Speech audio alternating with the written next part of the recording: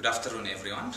My name is Netsanet Belay, and I'm the Policy and Research Director here at Civicus, the World Alliance for Citizens' Participation.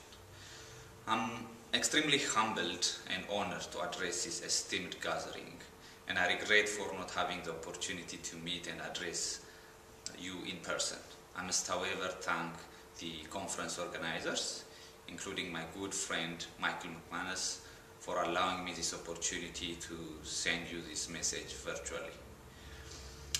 I read with great interest that you have gathered here today as citizens and organizations of Ireland to discuss and examine your role in the broader development cooperation sphere, the ways of enhancing your effectiveness and the values you subscribe to in this endeavor. I don't think I need to waste words nor your time in elaborating the criticality, relevance, and timeliness of this discussion. I, however, limit myself to saying a few words, or rather a few unstructured anecdotes about the challenges ahead of us, the opportunities awaiting us, as well as the global context in which civil society organizations operate, or rather struggle to operate today. In many countries around the world, civil society organizations exist today in a state of heightened volatility and flux. The problems they face are exacerbated by newly changing economic and political conditions. Some describe the state of affairs as a triple whammy: unprecedented funding cutbacks, sharp increase in services of civil society, and unprecedented, at least since the fall of the Berlin Wall, curbs in restrictions of fundamental rights of expression, association, and assembly. All of us are passing through a real-time experience of sharp cutbacks in resources for financing development and strengthening civil society. A recent report released by OECD alone shows that donor countries are way off track on delivering the development aid needed to tackle poverty. The figure, even though not surprising, is quite alarming. We're looking at $153 billion missing to eradicate poverty. In 2010, development aid from members of OECD was just $128 billion, a mere 0.32% of their gross national income. This is not even halfway to reaching the UN pledge they signed up to 40 years ago to give up 0.7% of their income as development aid. They tell us that the main reason is a financial crisis. This is what they tell us as the obvious reason why aid budgets have been cut or not been sufficiently scaled up. But that's incorrect. Donors were already off track in meeting their aid commitments way before the crisis hit, so it's no excuse.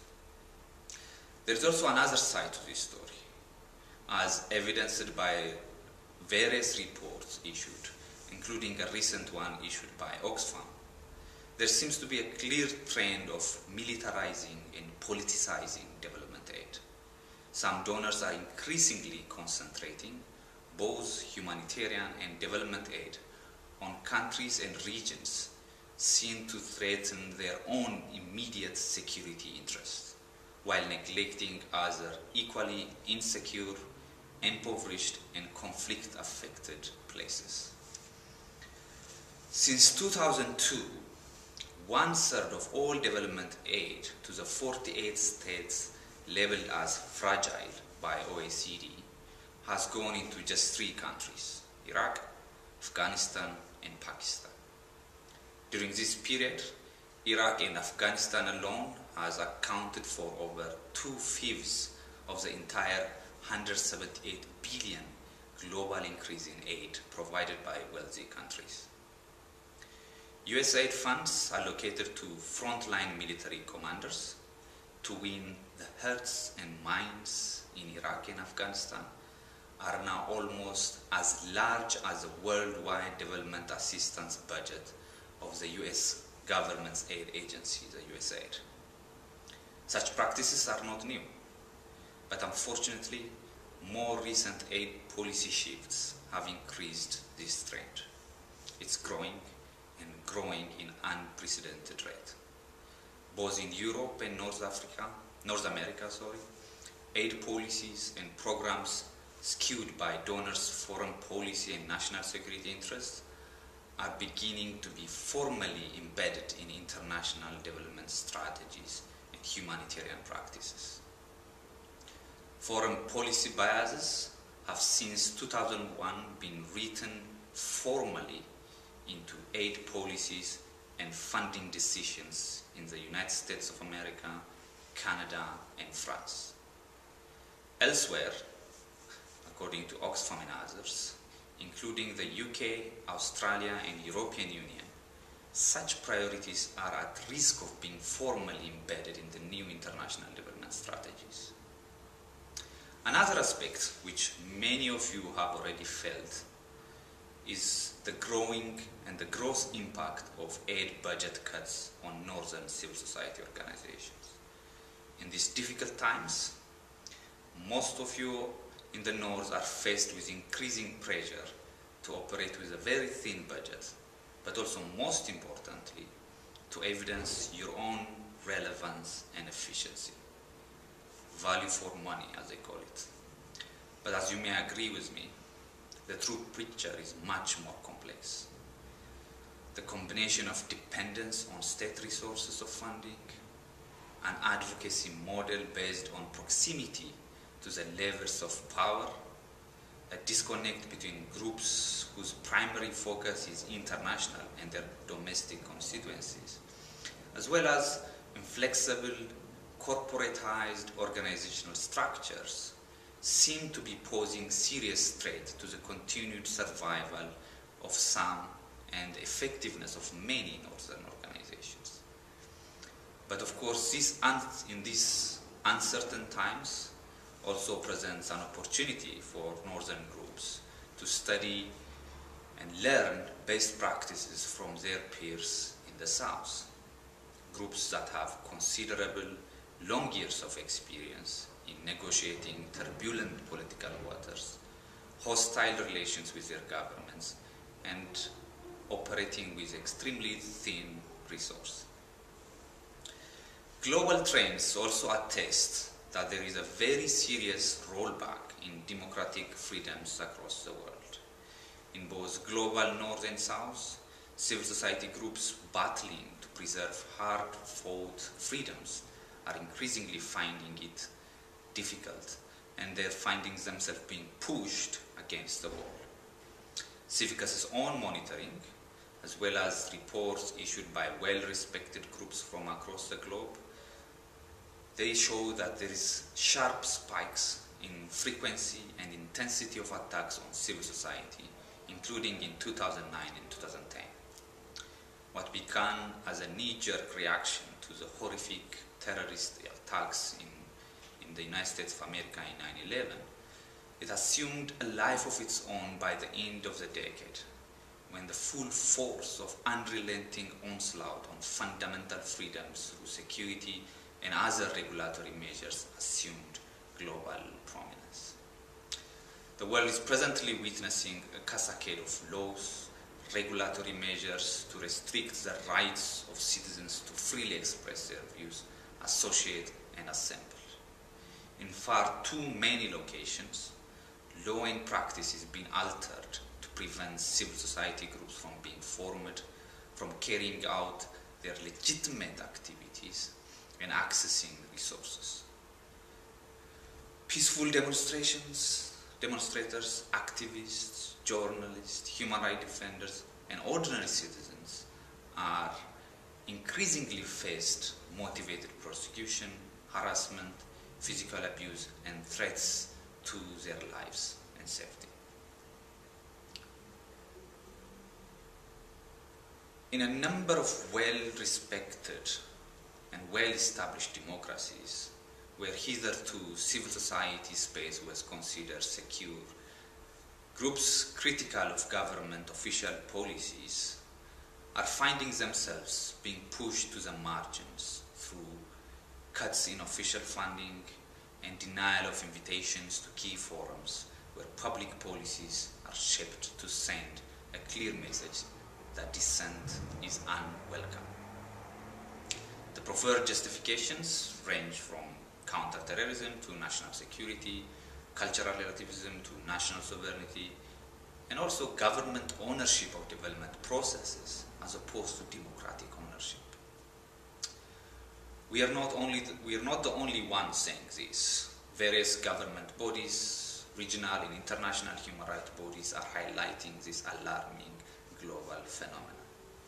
The United Nations Human Rights Commissioner for Human Rights, for instance, starkly pointed out last September that in all regions of the globe, human rights defenders, journalists, and civil society activists face threats to their lives and security because of their legitimate work. The UN Special Rapporteur on Human Rights Defenders also very recently released a report highlighting the gender face of this clampdown on civil society, highlighting the plight of women human rights defenders around the world. The global trend has also forced the United Nations Human Rights Council to appoint just last month a special rapporteur on freedom of assembly and association. So it is against this background that civil society organizations around the world are mobilizing actions and advocacy to influence key global processes this year. One event slated for the latter part of 2011, as many of you may know, where major issues including development effectiveness and the role and operational environment for civil society needs to be taken up in the earnest is a high-level forum on aid effectiveness that will be held in Busan, South Korea. The high-level forum is expected to assess how far governments have gone in terms of meeting the commitments they've made since Accra and Paris. Hundreds of civil society organizations are organized under two complementary processes, the Better Aid and Open Forum, with a view to collectively advocate the effectiveness of development cooperation, civil society's role and independence, and rightful role in this development sector, in this development cooperation sector. Just last month, these two platforms convened in Härnösand in Sweden, despite the winter weather, and we managed to identify key messages to the national governments as well as regional and international institutions in lead up to Busan. Central to the concerns of both civil society platforms is the shrinking political space for civil society, the multiple attacks on freedom of association, and the lack of transparency, ownership of development at national level in a growing number of countries. As we head to Busan, we are once again asking ourselves what can be achieved. The global context as we see it is clearly negative and far from promising. None of these commitments are met. The environment we operate in is disabling, if not hostile. Our voices are marginalized, if not stifled. It seems we are once again being asked to resign ourselves to accepting the allegedly inevitable.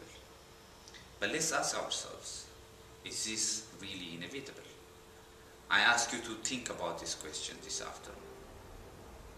I was once reminded by a good Irishman of this unique historic role that your grandparents have played in redefining and really showcasing the full measure and power of citizen action in bringing fundamental social, economic, and political transformation in a nation. This was back in 2006, when your former Minister of Foreign Affairs, Mr. Dermot Aaron, came to visit me in Kality Central Prison in Ethiopia. At the time, I was in detention awaiting trial, faced with charges carrying capital punishment and accused of the highest crimes: treason, attempt to overthrow the government, and outrage against the Constitution. Unfortunately, I'm not at liberty to discuss the details of my personal experience, but the truth is far from this. In any case, Mr. Aaron reminded me at the time that the Irish people do in fact take pride in coining the verb to boycott in the English language back in 1880. I'm sure all of you are aware of the story, right? In 1880, as part of its campaign for the 3 Fs, fair rent, fixity of tenure and free sale, to protect the tenants from exploitation, the Irish Land League under Charles Parnell and Michael David withdrew the much needed local labor to save the harvest on Lord Ernest's estate. When Captain Boycott tried to undermine the campaign, the League launched a campaign of isolation against him in the local community. Neighbors would not talk to him, shops would not serve him local laborers. Local laborers refused to tend his house, and the postman even refused to deliver his mail. Now I don't want to give you wrong ideas, nor do I wish to end up facing another incitement charges under Irish law. But looking at the challenge facing us today, and against the background of massive pro-democracy protests happening in North Africa and Middle East, I can't resist the temptation to remind you the parallels between what your grandparents have achieved in Laumask, the area of County Mayo, and Tahrir Square in Egypt. As I see it, the true challenge and opportunity confronting us is a task of reimagining the world as we know it, to reclaim our belief that such a world is in fact a real possibility. Laumask and Tahrir Square have taught us this much. Achieving this will require us to believe in ordinary people, in our neighbors, our country, and around the world, that they do in fact know what is best for them and their children. It will require us to return to our own roots, the place where you can't be too honest describing big problems, too bold in offering big solutions, too humble in dealing with big missteps, too forward in telling your story, or too gusty in speaking the previously unspeakable.